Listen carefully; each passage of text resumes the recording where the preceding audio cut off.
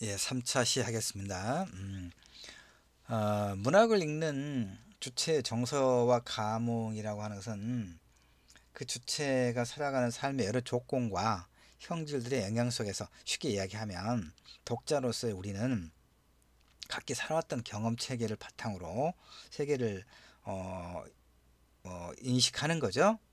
이 문학 작품 읽기도 바로 그런 어떤 조건 속에서 정서적 반응, 그다음에 이제 뭐 감동이라든가 이런 어떤 반응이 가능하다. 이런 얘기예요. 음.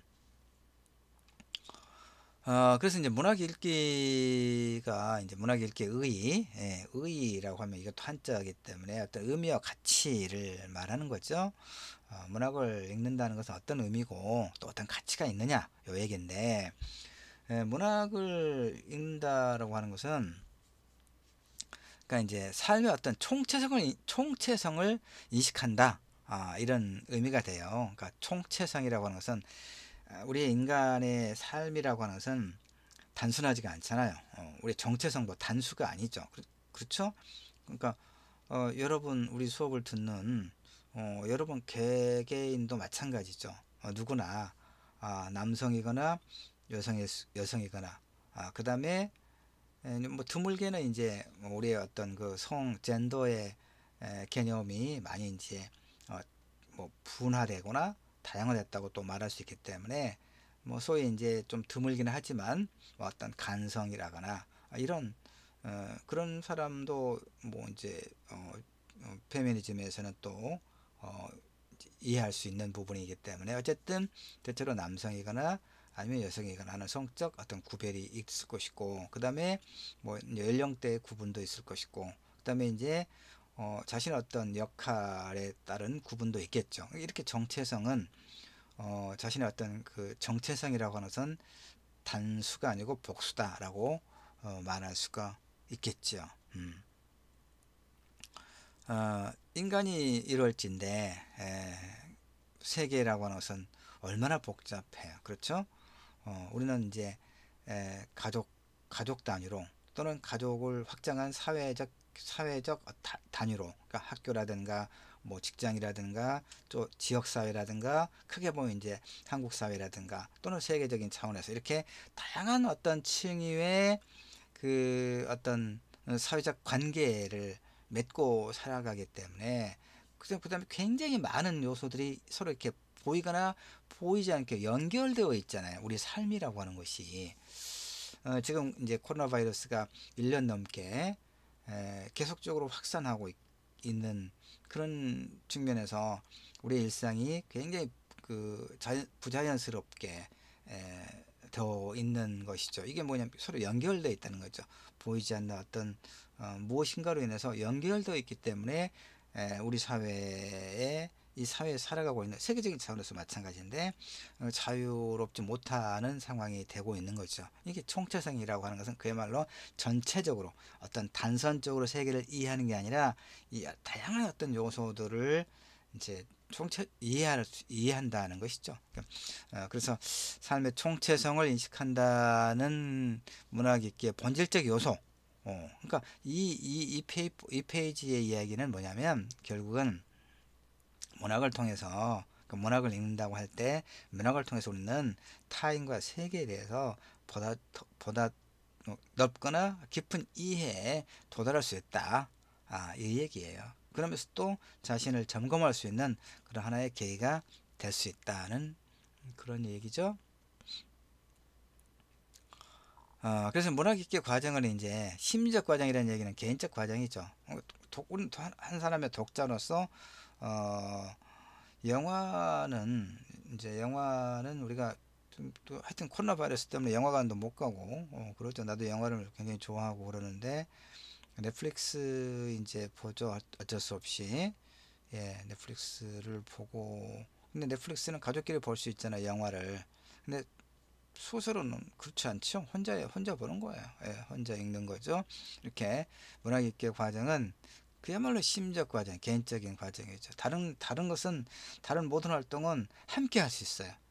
음악을 감상하거나 스포츠를 즐기거나 뭐 다양한 어떤 활동들은 두 명 이상 같이 할 수 있는데 문학을 읽는다는 것은 오롯이 혼자죠.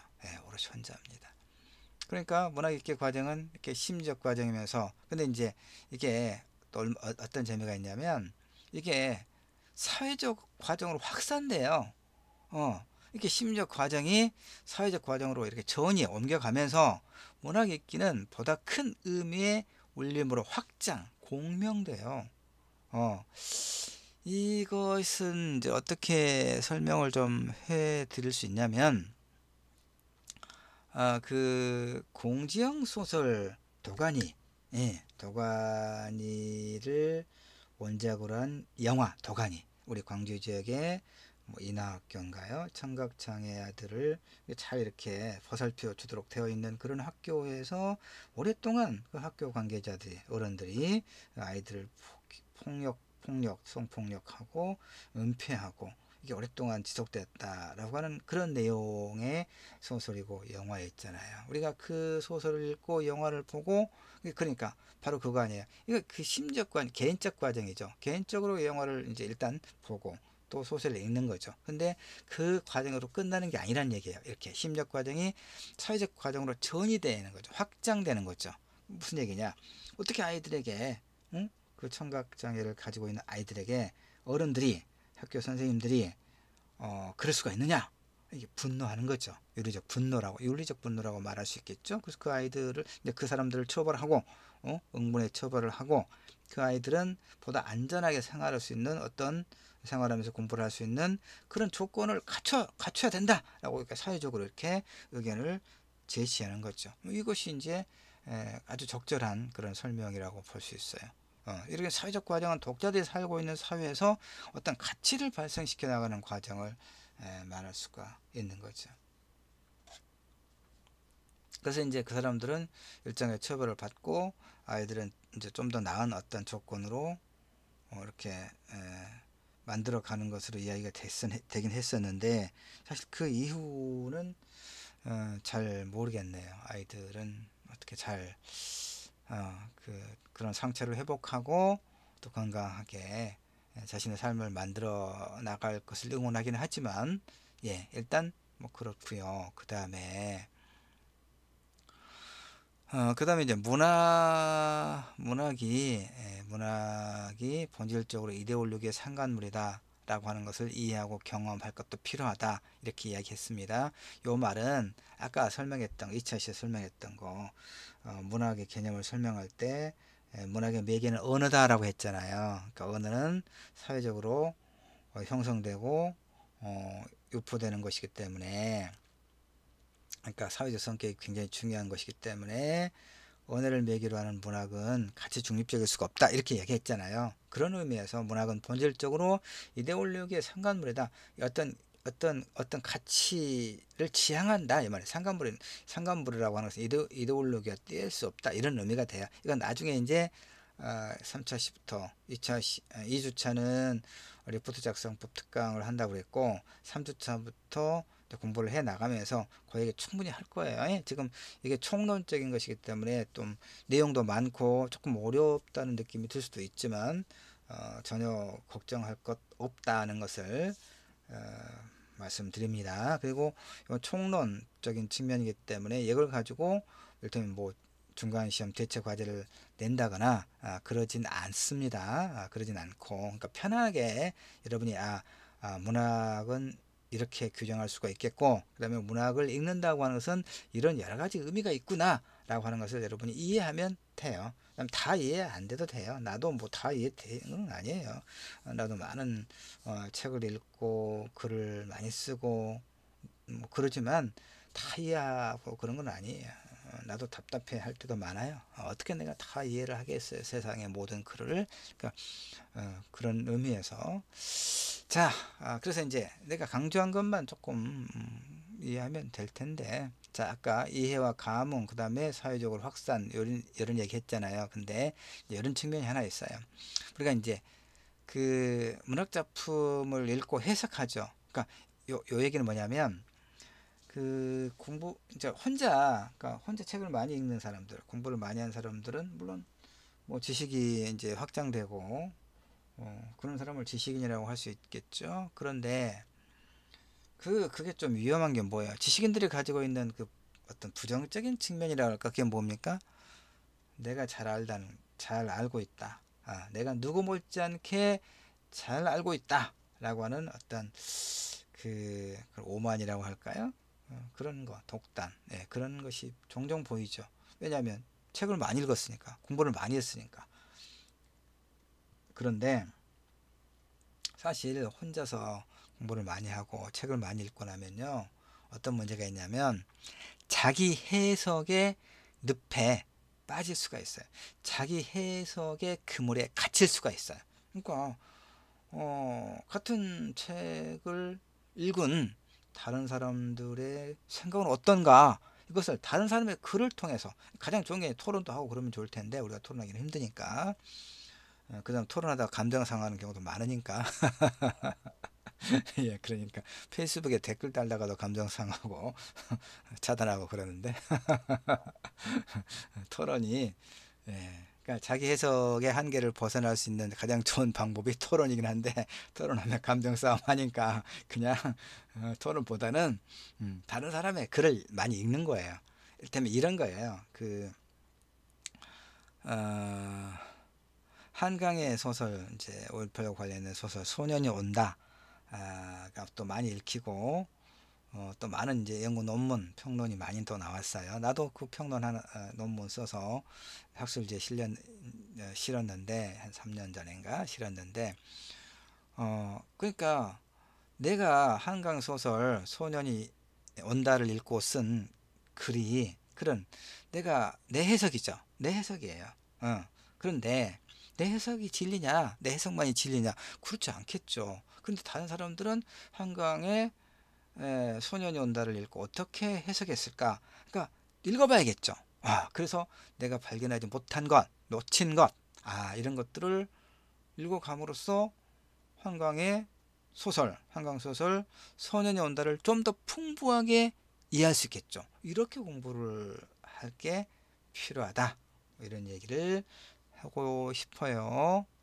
그러니까 공부를 많이 해야 돼요. 우리가 뭔가를 안다는 것은 설명할 수 있어야 되는 거야. 설명할 수 있다는 거죠. 설명할 수 있고, 그 다음에 어떤 실천적 행위로 나아갈 수 있는, 이런 어떤 것을 갖추는 것이기 때문에 공부를 사실은 많이 해야 돼요. 자, 문학 읽기는 이제 이렇게 나가는 거죠. 문학은 단순하게 문학 작품을 편하게 읽으려고 그랬는데 그게 아닌 것 같죠? 감흥, 감동, 해석, 인식, 이런 과정이 순환적으로, 그러니까 순환적으로. 예. 자, 그다음에 상상력의 공간이라 해서 새로운 세계를 꿈꾸는 상상력의 공간, 문학이죠. 문학. 그럼 상상력과 연결되는 것이죠. 허구니까 문학은 허구를 본질로 하는 것이니까 꾸며낸 것이죠. 꾸며낸 거. 근데 이야기를 꾸며내면 사기꾼이라고 하죠. 거짓말쟁이라고 하잖아요. 비난하죠. 벌을 받기도 하죠. 그런데 소설가가 소설을 쓰는 것으로 인해서 비난을 받거나, 물론 이제 뭔가 역사를 심각하게 왜곡했다거나, 또 어떤 대상에 대한 혐오의 인식을 드러냈다거나, 그런 경우는 당연히 이제 또 비난을 받고 문제가 되긴 하죠. 그런데 이제 일반적으로는 소설을 썼다고 해서 벌을 받고 그러진 않죠. 예. 그게 이제 왜 그렇습니까? 소설은 허구적 상상력이라고 하는, 그러니까 소설은 꾸며낸 이야기다 라고 하는 것을 우리가 인정하기 때문에 그런 거죠. 그러니까 단순히 정보를 얻기 위해서 글을 읽는 사람과는 질적으로 다른 정신적 경험을 우리가 할 수 있는 거죠. 형성화는 이제 구체적으로 이렇게 어떤 만들어냈다는 것인데, 하여튼 상상력의 작용, 뭐 초월적 사유, 미적 경험, 하여튼 상상력의 작용, 있는 것에서 있지 아니한 것, 또는 있어야 할 것을 추구하는 자유로운 정신의 어떤 활동을 지금 이야기를 할 수가 있겠지요. 그 다음에 또 뭘 좀 이야기를 할까요? 자,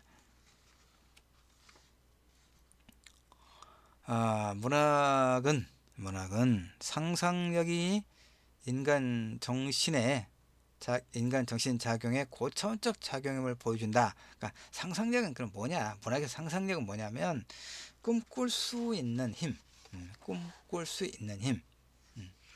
그러니까 뭐 체게바라, 우리나라 사람들은 체게바라를 많이 좀 좋아해요. 영화도 있고, 체게바라 평전도 나한테 있네 보니까. 쿠바의 카스트로와 함께 쿠바 혁명을 성공했던 그런 혁명가인데, 나중에 이제 미군에 쫓겨서 어디서 이렇게 죽음을 당했죠. 의사 출신인데, 하여튼 체 게바라가 했던 말이 많이 있는데, 우리 모두 리얼리스트가 되자. 리얼리스트, 현실을 뭐 번역을 하면 현실주의자, 리얼리스트가 되자. 그러나 가슴 속에는 불가능한 꿈을 가지자. 이 말의 의미가 이제 왜 문학과 상상력의 관계를 설명하는 가운데 내가 인용을 하고 있느냐면, 그러니까 이 꿈이 망상이 돼서는 안 된다는 얘기죠. 그렇죠? 예, 망상이 돼서는 안 되고, 여기서 꿈이라고 하는 것은 상상력이라고 하는 것은 아까 내가 그 2차 시에서 말했던 소설은, 특히 문학은, 특히 소설은 인간의 삶을 디스토피아적으로 보여주면서 그 너머에 그런 어떤 인간의 행복한 삶을 억압하는 그런 것들을 넘어선 어떤 유토피아적 삶을 추구한다고 했잖아요. 바로 그게 상상력이에요. 알겠죠? 꿈. 그러니까 그런데 이제 뭐 그 망상이면 안 되니까 우리 모두 리얼리스트가 되자는 얘기는, 그 꿈이라고 하는 것은 현실의 토대를 둔, 현실을 제대로 인식한 바탕 위에서 실현 가능한 그런 꿈, 그런 의미에서 불가능한 꿈이라고 이렇게 이제 비유적으로 표현을 하고 있어요 보니까. 그 다음에 조금 더 하면 됩니다. 조금 더 해볼까요? 인간의 존재와 상황에 대한 폭넓은 성찰과 감동이 전제되어 있더라. 성찰과 감동을 문학이 제공함으로써 우리에게 상상력의 날개를 이용해서 비상할 것을 요청한다. 뭐 이런 얘기가 있고요. 그 다음에 이제 문학이 상상력에 의해서 추구하고자 하는 새로운 세계는 반드시 낭만과 환상의 유토피아만을 의미하는 것은 아니다. 유토피아. 내가 말한 유토피아 내용을 좀 더 정확하게 해야 되겠군요. 새로운 세계란 뭐냐? 각성된 세계. 그러니까 우리가 유토피아라고 하면 지금 이곳에 존재하지 않는 어떤 세계를 이야기하죠. 근데 가능하지 않은 또 세계이기도 해요. 그렇죠? 때문에 뭐 다툼이 없고, 뭐 욕심이 없고, 그 다음에 뭐 굶주림이 없고, 뭐 이런 세계는, 우리가 그런 세계를 꿈꾸지만 그런 세계는 가능하지 않다는 것을 우리는 또 경험칙으로 알고 있죠. 그러니까 이제 그런 의미에서 사실은 되면 그 어쨌든 그걸 유토피아라고 불러도 상관없겠는데, 이런 어떤 디스토피아적 세계, 인간을 억압하는 그런 것들을 완벽하게 해소하기는 어렵겠지만, 그런 것을 해소할 수 있도록 우리에게 어떤 새로운 인식과 성찰의 계기를 문학이 제공해 주는 것이고, 문학을 통해서 우리는 그러한 세계를 꿈꿀 수 있겠다. 이렇게 이해를 하면 되겠어요. 그러니까 문학은 우리가 너무 익숙하게 반복되고 상투화돼서 의미가 상실된 자동화된 일상을 이렇게 좀 불러 일깨운다. 자동화된 일상을 낯설게 보게 함으로써 우리의 현실을 새롭게 재구성해서 의미를 발견하게 한다.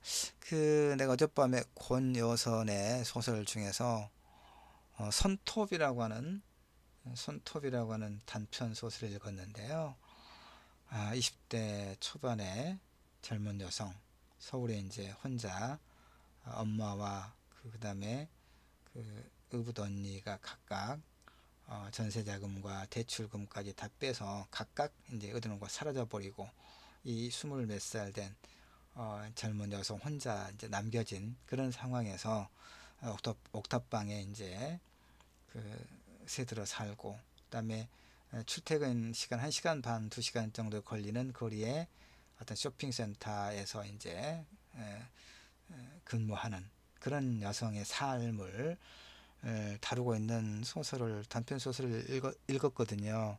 근데 이제 그러니까 그 박스를 들어 올리다가 그 박스에 그 스테플러 큰 그 박스를 이렇게 박스의 이음새에 스테플러가 삐쭉 나와가지고 그 손톱을 뚫고 이제 손까지 이렇게 엄지손가락 뚫어버리는 그런 사고를 당했다는 그 작은 큰 사건이죠. 그걸로 인해서 그 젊은 여성이 그 6,000원짜리 그 되면 뭐 짬뽕도 먹을래다가 먹지 않고, 왜냐하면 6,000원이면 그 김치찌개를 할 수 있는 그 돼지고기를 살 수 있다, 뭐 얼마를 살 수 있다, 이런 생각 때문에 그 짬뽕을 시키려다가 그냥 집으로 간다거나. 그러니까 그 한 달에 버는 돈과 나가는 지출과 그 다음에 이제 엄마가 싸가지고 도망가 버리고 그 다음에 언니가 싸가지고 도망가 버린 그것 때문에 그 저축은행에서 빌린 빚을 이제 달달이 갚아야 되는데, 그러니까 그 버는 돈과 빚을 갚고 뭔가를 이렇게 생활비를 나눠 쓰는 그런 과정에서 이 엄지손가락 손톱이 또 이제 다쳐서 그것을 그것에 따르는 그 전혀 예상하지 않았던 그 사고로 인해서 아픔과 고통은 말할 것도 없지만 비용이 드는 거죠. 이 치료 비용이 계속 들어서 그 정확하게 계산된 한 달에 뭐 이렇게 하고 남으니까 20만 원씩 30만 원씩 저축하고 몇 년 지나면 빚을 갚고 그 다음에 이제 어떤 집을 얻고, 이런 일상의 계획이 완전히 틀어져 버리는, 너무 가슴 아픈 거죠. 이제 그 소설을 섬세하게 그려나가는 그 단편을 읽으면서 바로 이거죠. 그 자동화된 일상을 낯설게, 좀 내가 그 충분하게 설명이 이렇게 연결된 설명이 아닐 수도 있지만 어쨌든 오늘 그냥 평범하게 그냥 이를테면 너무나 익숙한 일상의 반복에서 그냥 무심하게 지나치는 누군가의 삶의 한 자락을 그 소설을 읽음으로써 우리는 나는 그러니까 이제 어때요? 그 20대 초반에 평범한 어떤 아르바이트 여성을 볼 때 그 손톱, 내가 읽었던 단편 소설의 손톱의 여성인물과 이렇게 떠오르면서 그 어떤 아르바이트생 여성을, 젊은 친구를 볼 수가 있겠죠. 이런 것들. 그러니까 그 설명이 되나?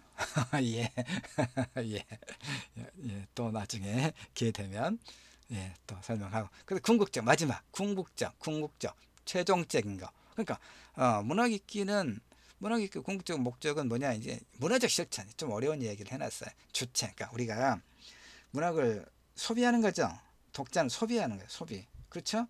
근데 소비로서만 그치지 말고 주체가 되자. 뭐 이것이 이제 가장 최상위의, 뭐 이렇게 안 해도 돼요. 그냥 이제 글이니까, 공부니까 이렇게 정해 놓는 거예요. 문학 읽기는 궁극적 목적은 뭐냐면 문화적 실천을 하는 주체로서의 인간을 형성하자. 이게 이제 가장 중요하기도 해요. 문학작품을 읽으면서 우선 느끼고 자기의 경험과 주관을 거기에 대입을 해보고 객관화해 설명해보거나 평가해보고 마침내 그 세계를 자신의 관점에서 파악하고 인식하는 과정에 이르죠. 그러면 문학 읽기는 세계 인식의 한 방식으로서 기능한다, 이렇게 말할 수 있겠잖아요. 그 82년생 김지영을 읽고 많은 젊은 여성들이 그 여성의 삶에 가해지는 가부장제의 다양한 보이거나 보이지 않는 이런 어떤 억압, 차별, 이게 분개했다면 그 다음에 어떻게 해야 될까요? 무엇이 여성의 삶을 억압하는가를 찾아내고 그 다음에 그것을 고쳐나가는, 그 억압을 푸는, 그래서 억압 너머로 이동하는 그런 어떤 실천적 주체로 기능할 수 있겠죠. 바로 그걸 지금 이야기하는 거예요. 물론 이제 남학생들은 또 다른 측면에서 이제 일정하게 비판적으로 그 소설을 볼 수도 있겠고, 그 얘기는 또 나중에 하도록 합시다. 시간이 많이 없으니까. 생산적 문화행위를 유도한다. 같은 의미예요. 어떤 주체 문제 쭉 넘어갈까요? 마지막 진정성을 그 본질로 하더라. 그러니까 진정성을 그 본질로 하더라. 그다음 비판적 지성의 구현이다. 같은 얘기죠. 결국 맥락이. 문학작품 읽기의 최종적 궁극적 목표는 문화의 실천을 하는 주체로서의 비판적 지성의 구현이어야 마땅하다. 요런 얘기예요. 이해됐죠? 그래서 여기까지 해서 문학과 인간 1주 3차시, 그러니까 2차시와 3차시 모두를 마칠 건데, 음악을 들을까요? 매번 음악을 들으면 좀 심한가? 좋아요. 아이유. 최근에 나 넷플릭스를 통해서 아이유의 너의 아저씨 16화까지 다 몰아봤는데 너무 감동했어요. 아이유의 재발견. 아이유가 부르는 노래 너의 의미 조금만 들을게요.